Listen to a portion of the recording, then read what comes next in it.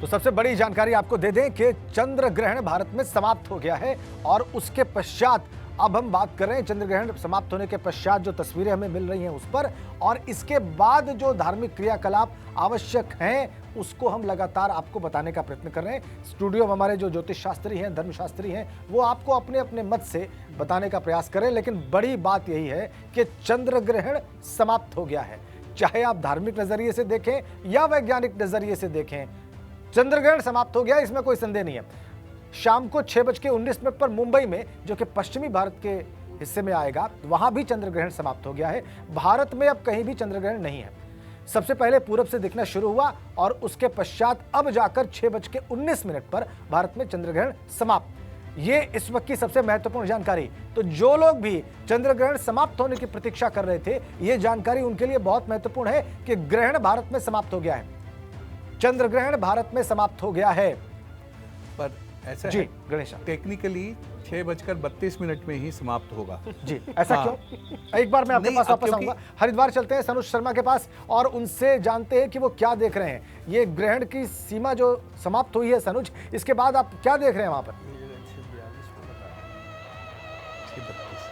हाँ, देखिए मैं आपको दिखा देता हूँ।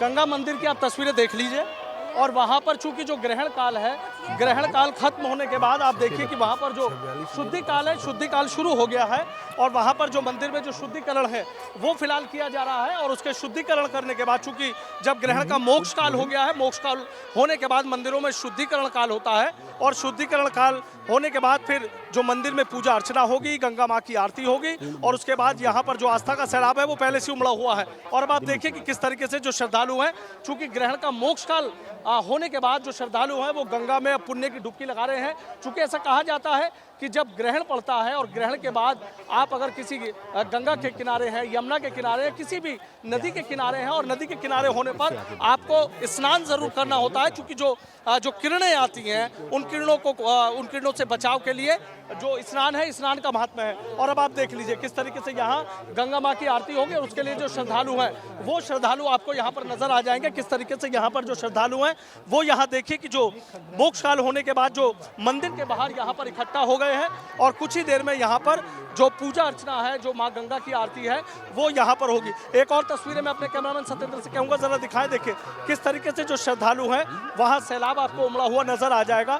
तिल रखने की भी जगह नहीं है। और ये देखिए पूरे यहाँ जो हरिद्वार हर की पौड़ी पर किस तरीके से आपको श्रद्धालु और आस्था का जो सैलाब है वो नजर आ रहा है। तमाम मंदिरों के बाहर, चाहे यहाँ श्री लक्ष्मी नारायण मंदिर की बात हो, चाहे ब्रह्मकुंड स्थित गंगा मंदिर की बात हो, चाहे श्री गंगा देवी मंदिर की बात हो, जो प्राचीन मंदिर है उनकी बात हो, सभी जगह जो श्रद्धालु है वो पहुंच गए हैं। चूंकि अब शुद्धि काल किया जा रहा है। शुद्धि काल के बाद जो मंदिर है, वो मंदिरों के जो कपाट है, सुबह 8:10 पर मंदिरों के कपाट जो बंद हो गए थे वो अब मंदिरों के कपाट खुल जाएंगे और उसके बाद यहाँ पर पूजा अर्चना करने के बाद, माँ गंगा की आरती करने के बाद, माँ गंगा का जल लेकर जो श्रद्धालु हैं वो अपने अपने गंतव्यों की ओर चले जाएंगे। जी बिल्कुल बिल्कुल बिल्कुल, शुद्धि की प्रक्रिया चल रही है वहां पर धार्मिक स्थलों पर। लेकिन गणेश साहब, आप कह रहे थे कि तकनीकी रूप से भारत में 6:32 तक है, ऐसा हाँ, क्या है? देखिए जी, अब मैं 6:32 बोल रहा हूँ, इनके पास लिखे है 6:42। जी जी, वैसे ये देखिए, नज़र तो ये 6:29 तक है और इसका जो असर है 6:29 तक है। अब थोड़ा थोड़ा अगर इसका जो छाया निकाल के कर लें तो 6:32 है जी। पर अभी शास्त्री जी के पास किसी ने बोल रहे हैं मेरे को, किसी अलग अलग समय है। ठीक है, मैं आप लोग से बात करता हूँ। देहरादून चलते हैं। 6:30 पे वैसे समाप्त है। ठीक है।